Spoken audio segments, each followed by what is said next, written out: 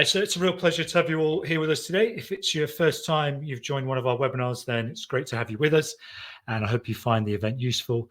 And if you are a returning viewer, then thank you as always for your support. Over the next sort of 45 minutes to an hour or so, we're going to be sharing some of the findings of that research with you. And then the team are going to be providing some tips as well for you all today. But before I introduce the speakers, I just want to tell you a bit about how to get the most out of the webinar today. So firstly, we want this to be as engaging and as useful to you as possible.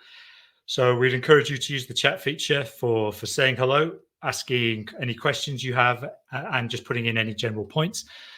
When the speakers aren't presenting, they'll be in the chat, so do get involved in there, and hopefully we can make this a nice engaging session for you all. We are, of course, recording everything. We'll share the on-demand link with you as soon as it's ready. This is typically within 24 hours, so if you enjoy what you see, then please do share with your teams internally, or maybe highlight a key takeaway on your social channel of choice.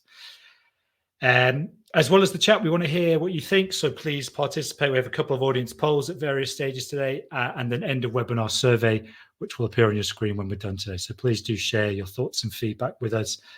We really appreciate that. Finally, if you have any technical issues, they're normally resolved by a quick refresh of the browser. But if that doesn't work, then send us a message and we'll help you to troubleshoot on that.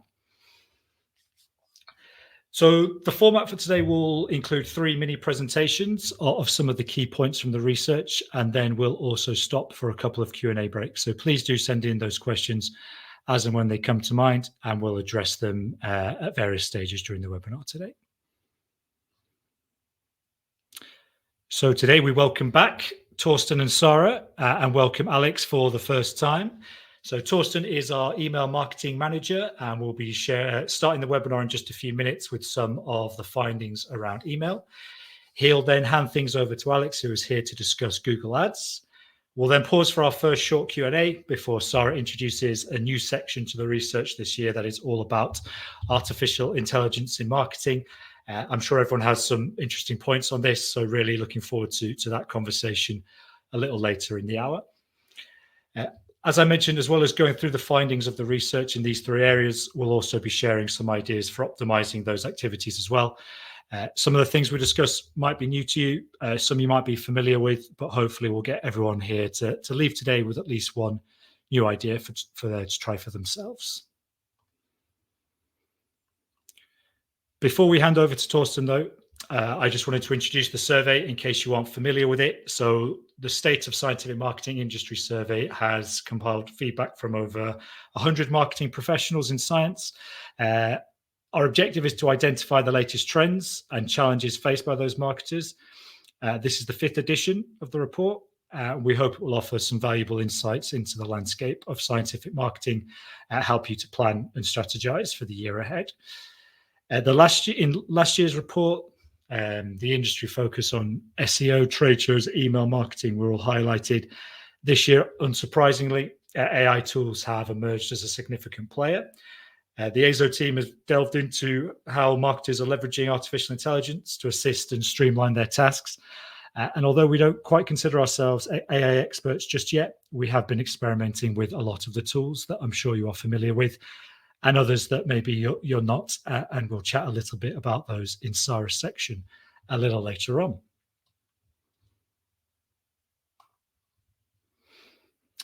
In terms of marketing goals for 2024, in the age of AI, authentic and trustworthy content was identified as being more important than ever, and that is reflected this year with building credibility and trust up from 59% to nearly 75% this year, so a big jump there. Lead generation and inbound sales continue to be a strong priority throughout the years. However, building a subscriber base was down significantly, with 23% not considering it part of their 2024 goals at all. I don't know, Torsten's going to be referencing that in just a moment. Whilst the goals may have changed slightly, the tactics used to achieve those goals has remained fairly consistent. So SEO, content creation, and email marketing continue to be in the top 3. Trade shows and webinars are around the same as each other, but interesting to see that organic social media at over 50%, because that is a big jump from previous years. And because of that, we wanted to run a quick poll here to see basically if you are one of the people who are struggling with organic social content in terms of ideas, managing that sort of thing. It seems to be coming up in more and more of our conversations. So please do share your thoughts there. So hopefully that very brief introduction gives you a little overview of the research. And whilst you're answering that poll, I'll hand over to TC to get things started. Torsten, so if you want to unmute, and guys, if you want to turn your cameras off and leave Torsten on the screen. And then you should have control of the slides, Torsten, so take it away whenever you're ready. Fantastic. Thank you, Danny. So moving on to the first highlight of the survey. So great to see here that over half the respondents said that email marketing is going to be a high or very high priority for 2024. When you consider the return on investment in email marketing, you can see that it's clearly something that should not be ignored. On the other hand, though, only 35% of respondents said that building their subscriber base is going to be a high priority. That is a bit of a shame, because really those two things, your email marketing output and building your subscriber base, they should be going hand in hand, really. Making sure that your subscriber base is healthy and growing, it's really important to help maximize your reach and results. And we're going to talk a little bit about how you can increase your subscriber base in just a minute. So moving on to the most common types of emails that people are sending. So this stood out to me quite a bit. You can see here that product emails are the most common type of email. So as an email marketer, I'm always trying to nurture relationships with subscribers, deliver content that they're genuinely appreciative of and that they want to receive. So to see product emails as the most common type of email, it stings just a little bit. Product emails have their place, of course, and sometimes putting a product in front of your subscribers is absolutely the correct thing to do. But you've got to remember that not all your subscribers are going to be in a position where they're ready to buy something. So before that, you've got some work to do. So you want to be educating your subscribers. You want to be convincing them of your authority in the marketplace and speaking to them on their level.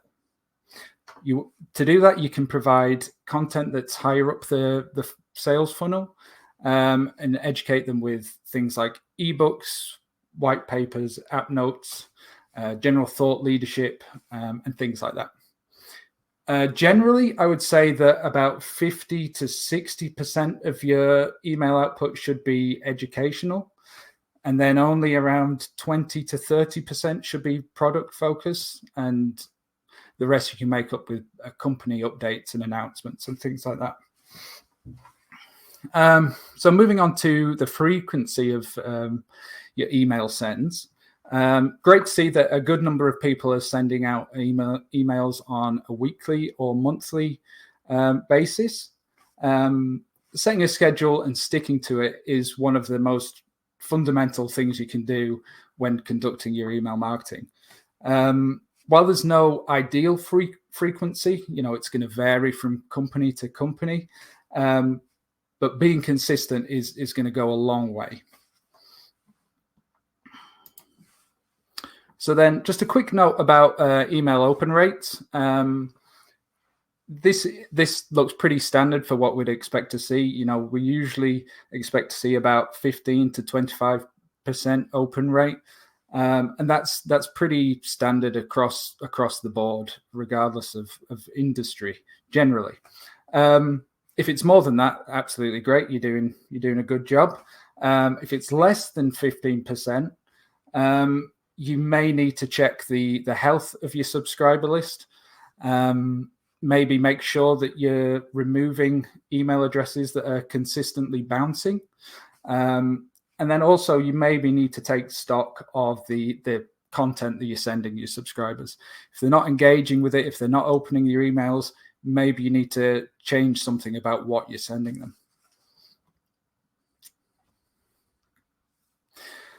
And then, so to end with, I just wanted to share some examples of our recent newsletters to highlight some of these tips that I've been mentioning. So these 3 pieces here, the top pieces of content that you can see, these all generated over 500 leads for our clients. So what kind of things can we pull out? What kind of lessons can we learn from these? Well, all 3 are educational in nature.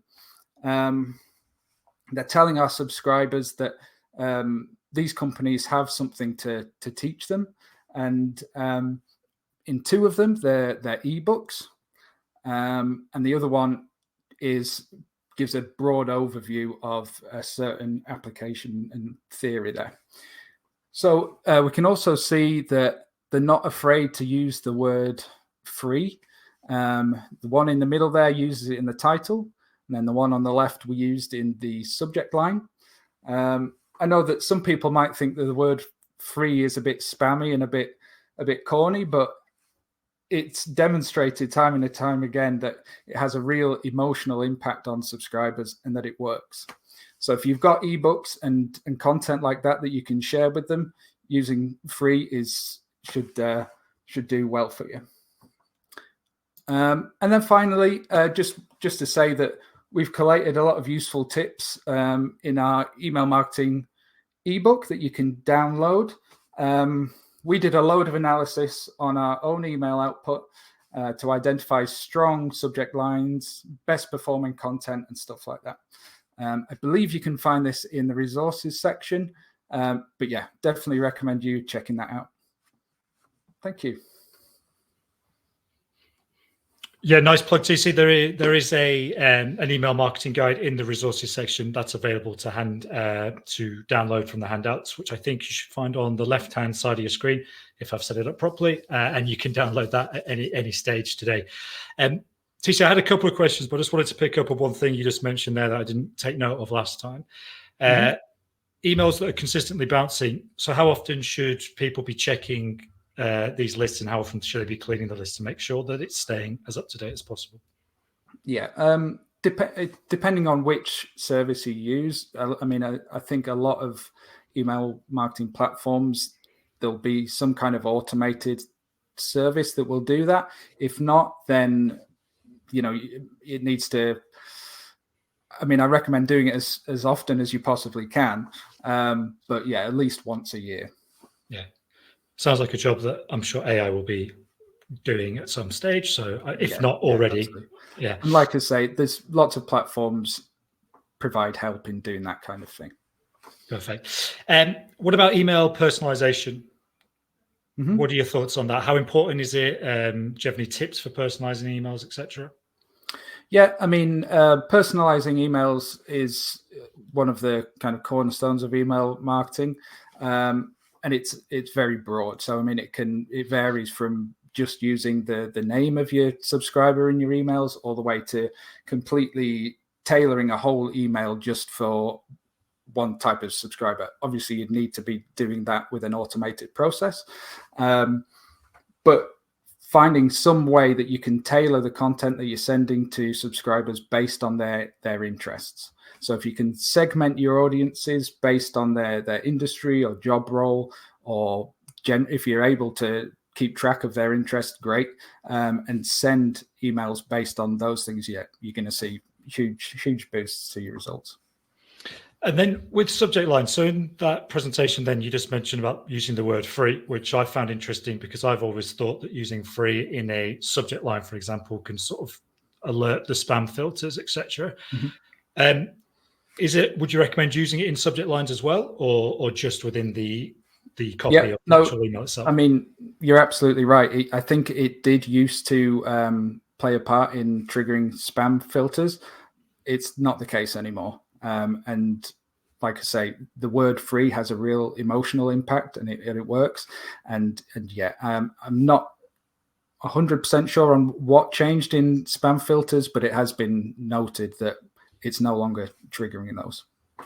All right, fascinating stuff.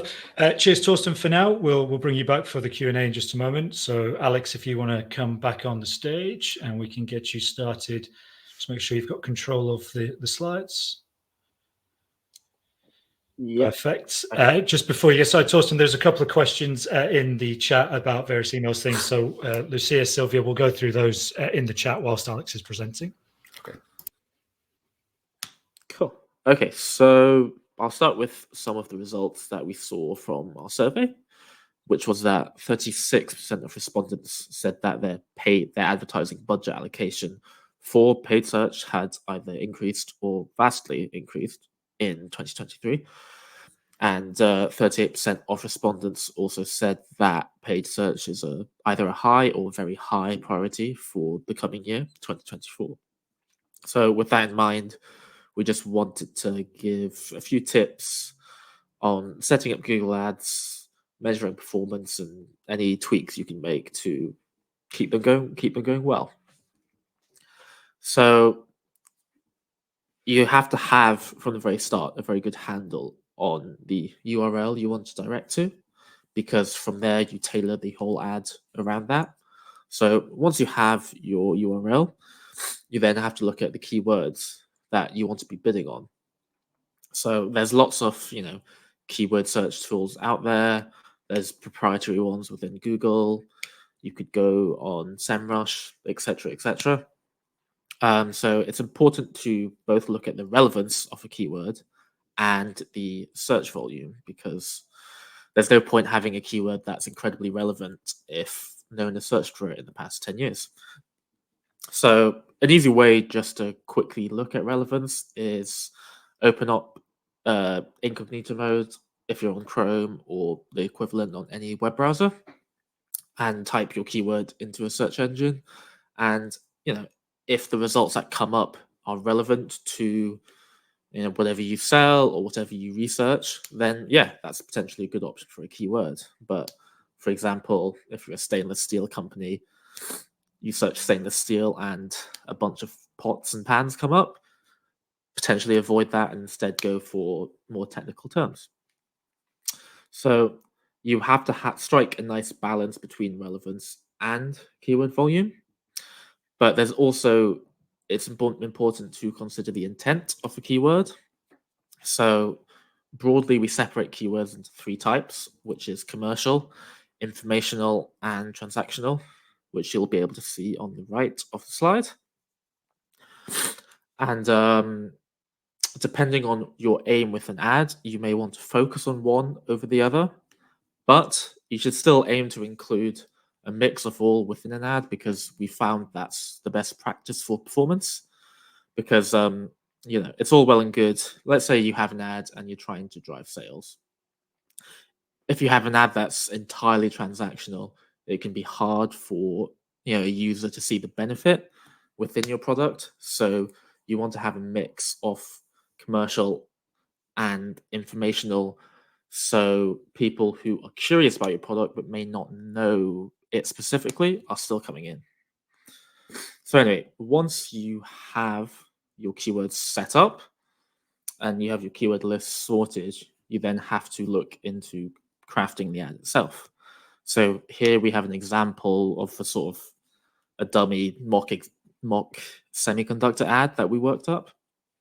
So one of the main things we found, much like writing on-page metadata, is it's very useful to have a synergy between your keywords, which is the bit in the box at the very top, and then the titles and the descriptions of your ad. So you can see here we've highlighted a few where there's a synergy between keywords, title, and description.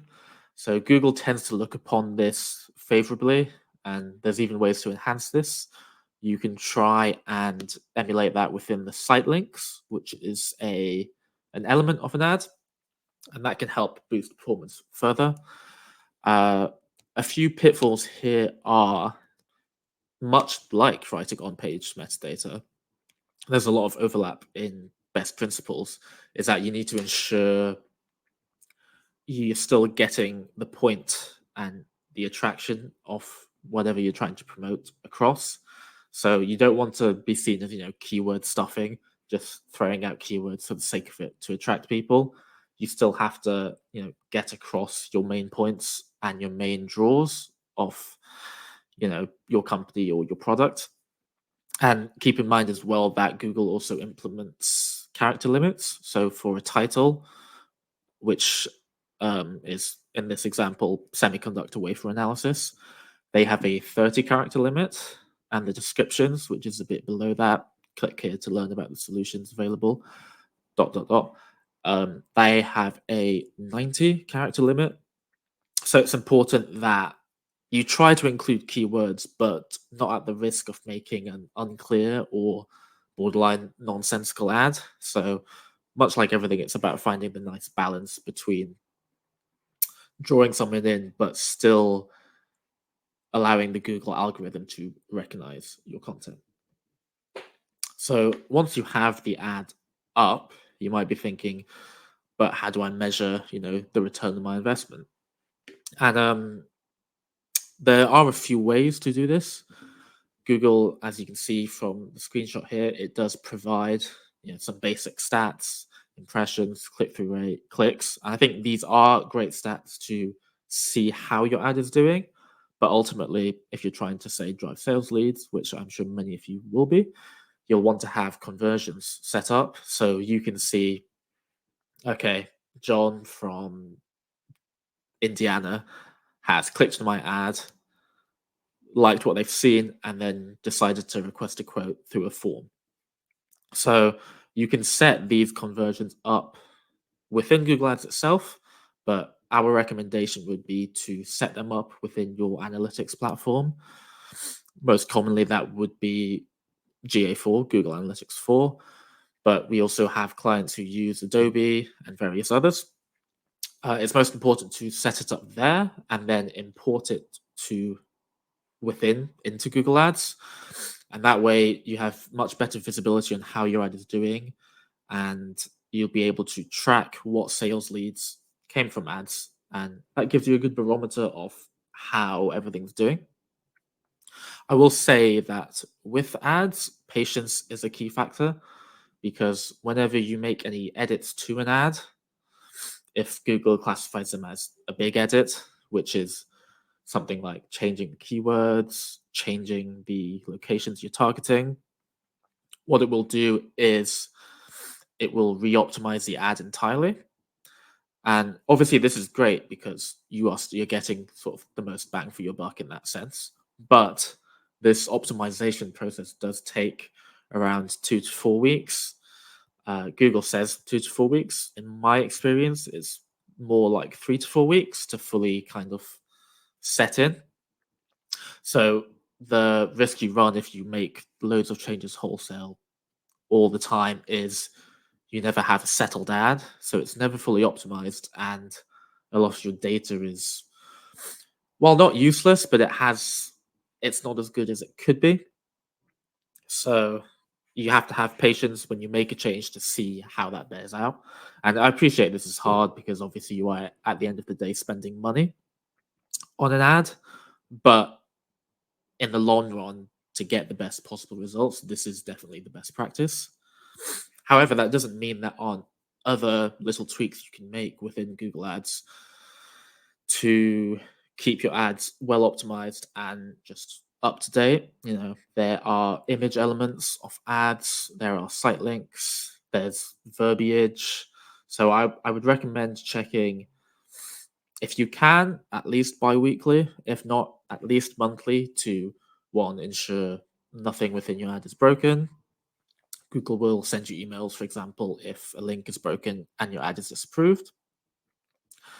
But it's also just good to check, hey, this keyword I thought was going to do well hasn't performed quite as I would have thought, and then you can look to swapping those out. So ultimately, when assessing performance, it's key to have your conversion set up properly.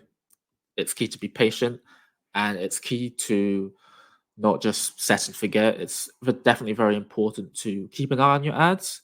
And while you may not always be making wholesale changes, it's good to just have a look and see what tiny little optimizations you can do to boost performance. Because you're never going to have a perfect ad, but if you get lots of little things right, you get much closer. Oops, sorry, I've gone too far. Anyway, yeah, so that's everything about ads. And if you have any questions, feel free to put them in the chat. Oh, super stuff, Alex. I've got a couple of questions, and then we'll take any that are currently outstanding in the chat. So you're talking about Google Ads mainly for sort of bottom of the funnel stuff, and I've always used it in that sense. What about general brand awareness campaigns? Are they worth it, or are we looking at mainly transactional advertising here? They're definitely worth it, but with how Google reports on performance, it can be quite hard to kind of see the impact, if that makes sense. Because if you look at the example image there, you're getting X number of impressions, X number of clicks, and they look great, but if you're not reaching a new audience or a wider audience than you previously did, it can be hard to say whether you've had impact. So for a kind of brand awareness case, I'd go for more broader keywords and keywords that aren't too niche, because then you'll hit a wider audience and you'll likely get your name out there to people who haven't heard of you before. Cool. Just another thought came to me. What about branded ads? So if your company's got a name that's also the meaning could mean something else, is it worth sort of bidding on your company name? Yeah. If you have a sort of subsidiary or something where it's a product name, but it could also nebulously mean something else, it's definitely good to. You don't have to put a lot of money towards it, but just add, your brand name in as a keyword, just to that way you ensure that ideally your organic traffic, your organic results, you'd be ranking in the top. But on the off chance you're not, if you have bid on your ads, you will at least show right at the top of the page regardless. So it's still helpful. Yeah. Yeah. Just one more from me, then we'll bring Sarah and Torsten back on and cover a couple more questions. Any funny, well, I say funny, probably wouldn't be funny for the people involved, but any funny examples of people using Google Ads and optimizing for a keyword that has an alternative meaning? I'm sure you can think of some examples. Yeah. So we have a client who they were working in the gas analysis space, and we were taking a look through their organic traffic and seeing what keywords they ranked for very highly there. And one of their keywords was Tarkov gas analyzer. And I'm not the most well acquainted with the gas analyzer world. I thought that was just the name of some instrumentation. I was like, "Oh, this is great. I'll look and see if I can work this into their ads." But luckily, I did what I said on my first slide and went in incognito, typed it in to check the results, and it turned out it was a gas analyzer from some online survival game, which they were getting traffic from that, but obviously it was a bunch of gamers very confused about why, when they searched Tarkov gas analyzer, they got a client trying to sell them gas analysis tools. So that was an interesting one, and it shows you that if you're unsure, Google it or whatever your search engine is, type it in and check, because that seemed very innocuous, and yet if I put that in the ads, it could have just tanked performance. It's definitely one to watch out for if you've got any sort of acronym in the name, or if your products are named after sort of general names that people might use. And for other stuff, it's definitely worth to do that, because as Alex says, it can cost you quite a few dollars before you realize the mistake. Torsten, sorry, if you want to come back on, we'll continue the conversation for a little while. In fact, let me move us to cameras so the audience can see who's speaking. TC, I had one about plain text emails versus emails with graphics, because I know you and I have been working on this a little bit together recently. Mm-hmm. Any thoughts on those, and do they have a place in your sort of email marketing? Yeah, absolutely. So, I mean, generally, when it comes to email marketing, you want to keep your messages varied, both in content and how they look. If you're just sending the same thing over and over, your subscribers are going to get bored and they're going to stop interacting and engaging with what you're sending them. So, using plain text emails, which basically just looks like it's been composed in Outlook or Gmail or whatever, that's a really good way of providing that variety. And in a lot of cases, it can really boost the results. So yeah, including those as part of your email marketing, as well as the more graphical emails.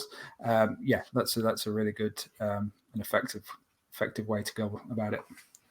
And there was a question a little earlier from Sylvia asking about email privacy. I started writing a reply a few times, but then I kept having to come back on. So perhaps we can just talk about it now. So I don't remember us asking a specific question about email privacy in the research. Correct me if I'm wrong.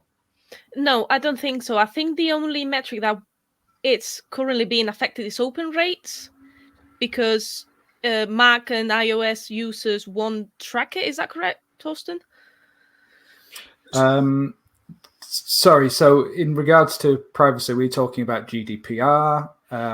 Yeah, so I think the question is more specifically along those sorts of lines. So were there any concerns from marketers about how they obtain their email lists and how they grow their email list in terms of privacy and things like that? I know, even if we didn't ask a question, I know it's something that pretty much everyone I speak to has always got a concern about. TC, any thoughts on maintaining a healthy list there? Particularly for smaller teams who don't have dedicated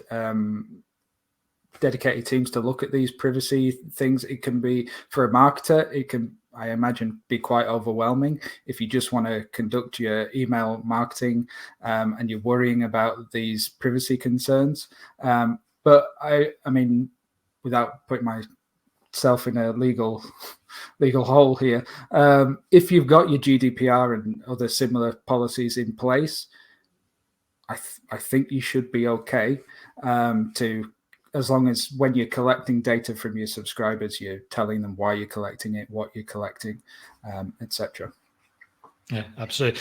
Alex, a couple of Google Ads questions. So Lucia is asking, how impactful can Google Ads be when one tries to work on a very niche market? So if the search volumes are very small, for example, do you have any experience with that? Would that be something that you would focus on, or should they be looking at different areas to spend their dollars? We would try to, firstly, we would try to find the most keywords that are still relevant but have a high search volume within that area. But barring that, even if it is a niche area, it's still worth getting your name out there and getting people to see it. Because especially what we find is with very niche keywords, if someone has searched for it, they are more likely to be, lower down in the marketing funnel. Usually, if you're searching gas analysis in carbonated beverages, you're probably an expert in that area, and you're looking for something very concrete there. So they're still effective in these areas. I know anecdotally we have a client who their sole product is an image analysis software, and I think specifically grain size analysis. So incredibly niche field, but we've gotten them. We ran an ad. We've been running an ad for about 2 months, and I think we've gotten them something like 40 leads. And that's not an exact number; it's a rough number, but we've gotten them 35 plus leads since we started it, because even though not many people may see the ads because it is a niche area, anyone who's searching that is, they see, hey, if I submit this, these guys will contact me about their software. They're very interested in it. So don't be dissuaded from running an ad for a niche area, because the contacts that you may get from that will be heavily engaged and more likely to result in a sale. Yeah.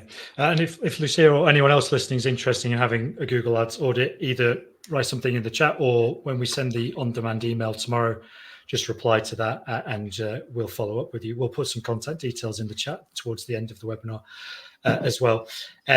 This next one, which I think will make the final one before we move into Sarah's part, it's a nice little segue into AI, I think, because they're asking Alex about Bing. And I know Bing's had a little bit of a revival recently with the new AI features. Any sort of recommendations on ads for Bing, or is this something you've not really focused much on?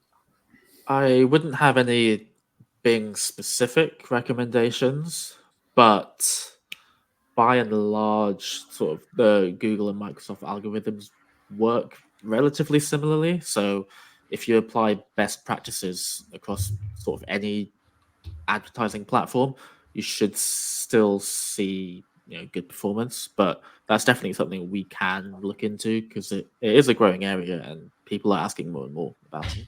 Yeah, I think it's definitely something we'll be looking at more over the next year, depending on how sort of the take up is of the new features within Bing itself. Great, guys. We'll leave it there for now. We'll move on to Sarah's part. Sarah, you should have control of the slides. I'm going to turn my mug off the screen and take it away whenever you're ready. Brilliant. Hey, hello, everyone. As Danny said, and I'm going to be talking about AI in marketing and how we can leverage it. Let's start taking a look at the survey results.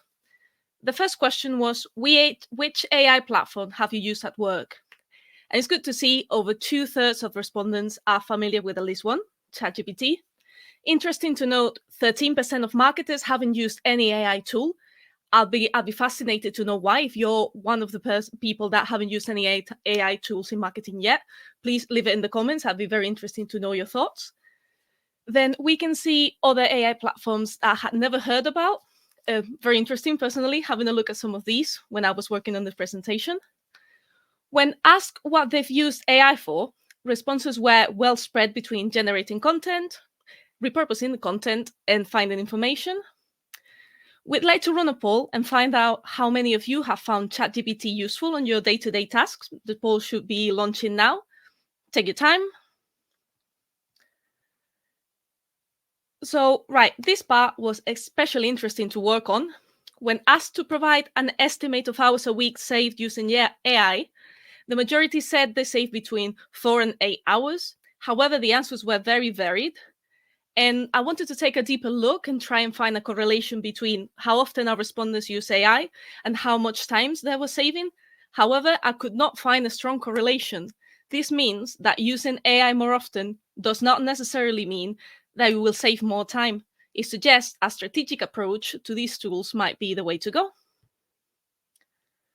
So in the next few minutes, I'd like to share a few use cases where I found AI could really make an impact on my day-to-day workload.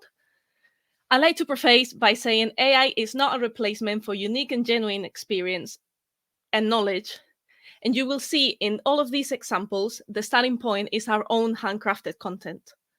For example, you can use AI for content creation, but that doesn't mean you can use any content generated by any prompt. We have found the best results come from well-thought and meaningful prompts. Here in the slide, you can see an example for a mock-up press release for an analysis equipment company. Disclaimer, any similarity to actual companies or products is purely coincidental. So let me share a few prompting tips. First, state clearly what you would like ChatGPT to produce, in this case, a press release. To better tailor the tone, include the intended audience. Then we have temperature. The temperature indicates the level of randomness we allow ChatGPT to achieve. It's a number between 0 and 1. The closer to 0, the more factual, direct, and predictable the answer will be. And the closer to 1, the more creative and random, but maybe a bit nonsensical. Adding partial content, even if it's just a list of USPs or a few key points, will help ChatGPT generate better and more authentic content. Suggest titles, include the facts you want to add your CTA, and any other content you don't want it to miss. And keep trying. Trial and error is an essential element of the scientific process. Keep perfecting and refining your prompts until you get the result you're looking for. And additionally, you can and should use the generated results only as a starting point and add you or your own company's genuine spin. So as we've seen in this example, we've used these tips and asked ChatGPT for a press release. And ChatGPT has structured it, added suggestions for us to fill in, like a date or a quotation from a key scientist, etc. But we have given it the ingredients needed for a genuine and trusted press release, and the tool has prepared them according to our instructions. I would recommend then, again, reading through the output and giving your own spin to any content you generate. However, where I think AI truly shines is repurposing content. In this example, we created a blog interviewing the creators of our Something About Science podcast.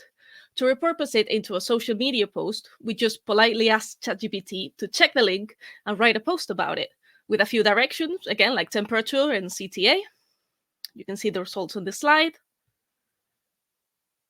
And then we have more examples. Other software like Adobe has incorporated AI-powered tools to make your workflow more seamless. In this example, I used Premiere Pro to auto-generate captions for my videos. It matches the pacing and cadence and works really well with different accents. And I can then edit any mishaps and format it as I wish, saving a lot of time.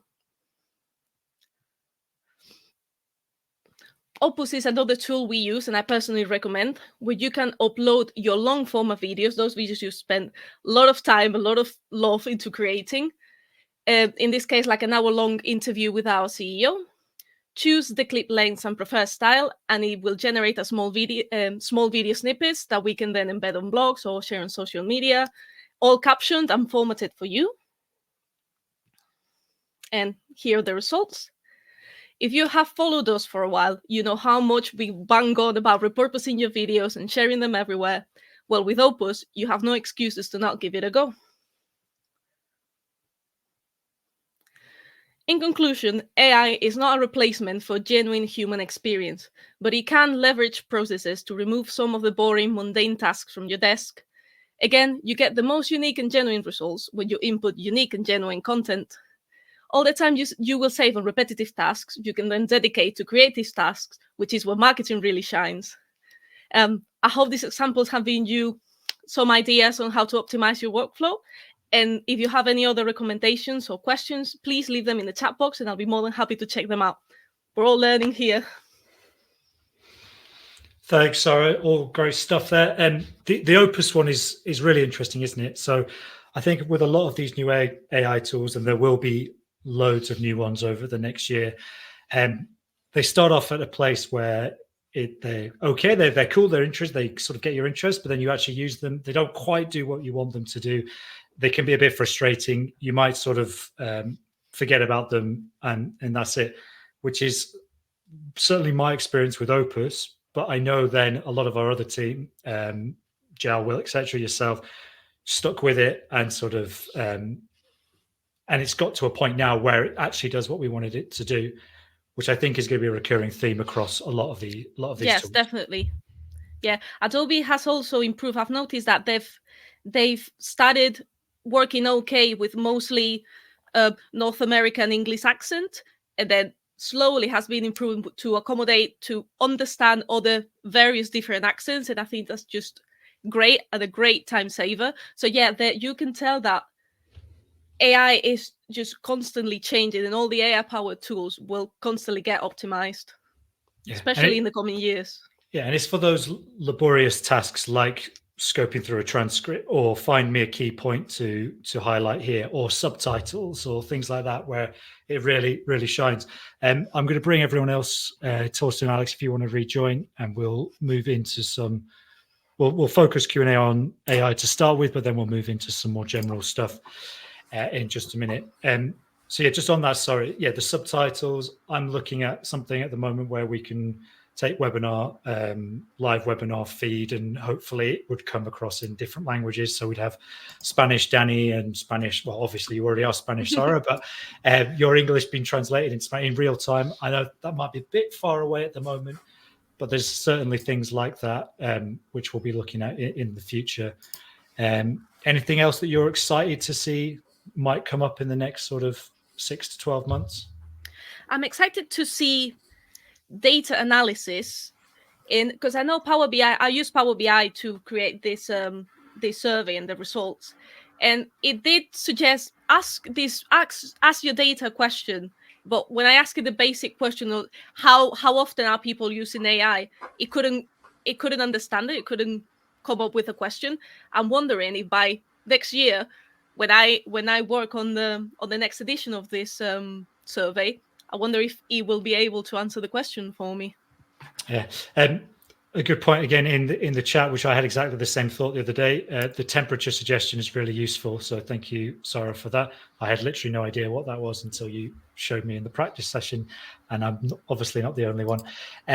good question from Kevin. He's asking, how do you ensure you're not infringing any copyright with AI?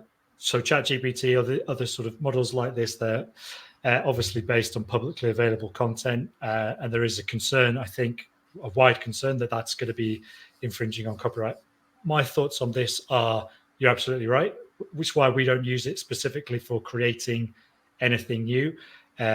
We always put in that initial creation and then use it for the more laborious tasks.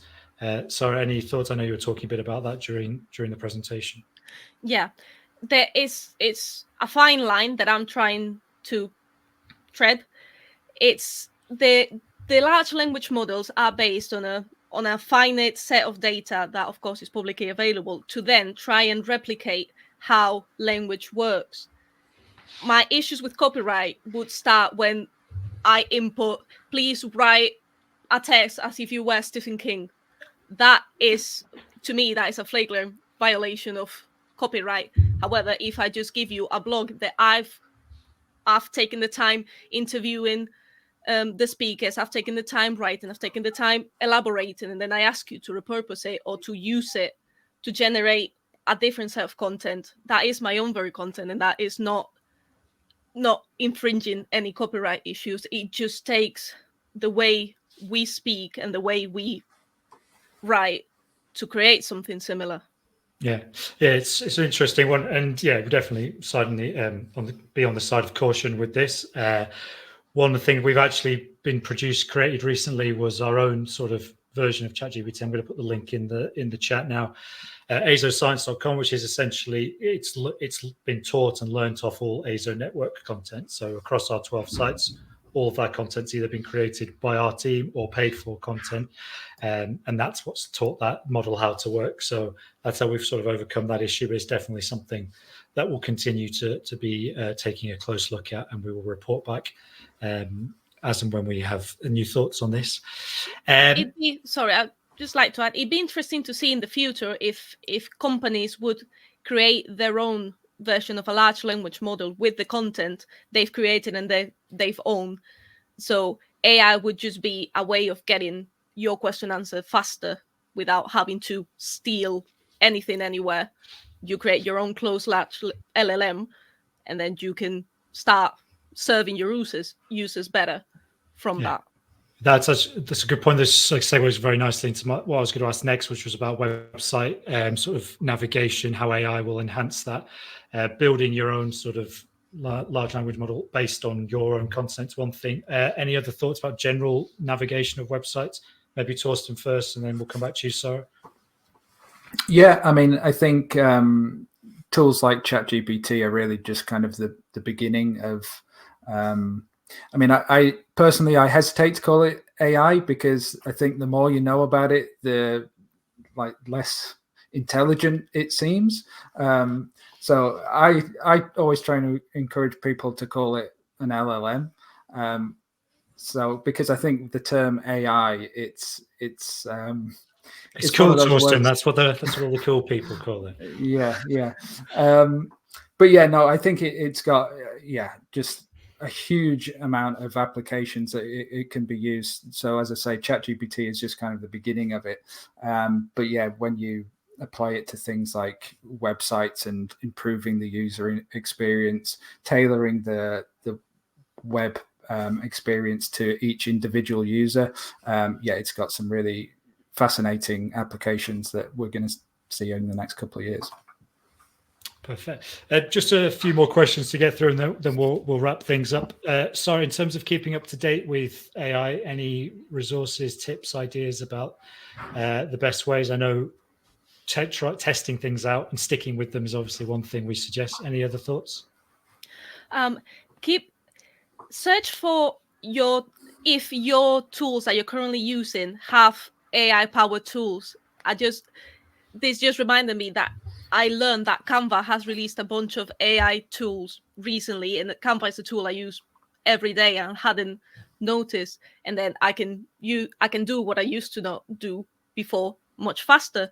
So maybe you are using Adobe, Photoshop, something like that. They do have AI-powered tools that some of them will blow your mind. So research, just search Adobe Photoshop, AI tools, and you'll have a very nice breakdown of all the tools that you can now have a play with. Again, keep testing, keep trying. If you want to keep up to date, just search for it on the news. I follow a couple of AI experts on LinkedIn. They do post very interesting stuff. I can give you the profiles or the names at the end if you want. So yeah, just keep talking to each other. Yeah, and Sarah will be joining us back. I think it's going to be in January or early February. We're going to do a webinar solely on AI in marketing with some of the other members of the team who are using it, who are testing things out basically, and who have been part of building AZoScience.com. So we will be running that session probably early Feb or late Jan. So watch out in your inbox for that. If you are interested in learning more about this, then please join us for that. Guys, one more question each. I think one for email, one for Google Ads. So this one is about what would you consider a strong open rate percentage? Also, obviously for you, Torsten, and are there more important metrics for email marketing? Mm-hmm. Yeah. So open rates, as I talked about a little bit before, they're going to vary from company to company. Around, if you're hitting between 15 and 25%, I mean, I would say that's pretty standard. Above that, brilliant. Below that, yeah, you need to do a bit more digging there to find out why that might be. But yeah, generally we'd expect to see 15 to 25%. Sorry, did you have a second question there as well? Yes, but there's a better one that's just come in. Oh, okay. So we'll forget my question. And they're asking what they're also interested in strong click-through rate. Can you comment on that as well? Right. Yeah. That's what I was going to say, actually. I don't tend to focus too much on open rates because it doesn't really tell you much about how impactful the content is that you're using. Generally, I would see click-through rates and just the raw number of leads that you're generating as more insightful into how well your content is doing. Perfect. And then Alex, final one for yourself. I know sometimes when you get your hands on some Google Ads accounts, that thousands and thousands are being spent, and you look to optimize those. Is it possible to spend less but still get more conversions? Yeah, definitely. Going back to the example about the client who ran grain size analysis, I think the way that their ads were set up previously before we took them over, it wasn't bad, but it wasn't directing them towards what they wanted, which was leads. So the ads previously were directed towards their applications pages, which it gave information about what they did and how their stuff could be used, but there was no like impetus, there was no drive to then say, okay, I'm interested in this, let me fill out a form, give you my details, etc. So I think it's important. It comes back to the beginning setup. If you want to drive leads, try to send people to a page where there's like a clear form fill, there's a request a quote button, there's a request a demo button. So in that sense, it can be useful to look at Google Ads and combine it with like CRO, so conversion rate optimization. So the ads get them to the site, and then the CRO is what makes them then convert. But yeah, I think if you tailor your ads towards more transactional keywords, which oftentimes are less bid on because they're a bit more specific, you can then, if it's a good ad and your website's good and appealing, you can get more conversions and more leads while not necessarily spending as much. Superb. And then just before we wrap up, TC, there's one final question that's just come in. They're saying, how close do you find click-through rates relate to actual number of visits? Their experience is that reported click-through rates are way higher than the visits seen in GA4. Any thoughts? Why? And I think this is probably an issue that comes across in other advertising platforms as well, where maybe the numbers don't quite add up. Any thoughts there? Yeah, I mean, without knowing the specific details, it's hard to comment too much, but it might be to do with the way Google Analytics is tracking a visit. Sometimes it doesn't always necessarily match up with with your email marketing platform, it might say different things. Sometimes if the so there's going to be some differences. I think just sometimes when a user goes on a website, it doesn't always register because they've got to perhaps accept cookies or something like that, but it's already been registered as a visit by the email platform. So if they don't accept cookies, it might just not register. But yeah, without knowing the specifics, it's hard to say really. Perfect. We'll wrap things up there. Torsten, Alex, Sarah, thank you very much for sharing your time and expertise. Big thank you to everyone in the audience for joining as well. There will be a survey that appears on the screen in just a moment, so please do share your feedback with us there. That's really helpful if you could take a couple of minutes to do that. And I think that leaves me to say happy holidays and hopefully see you all again in the new year. Take care, everyone.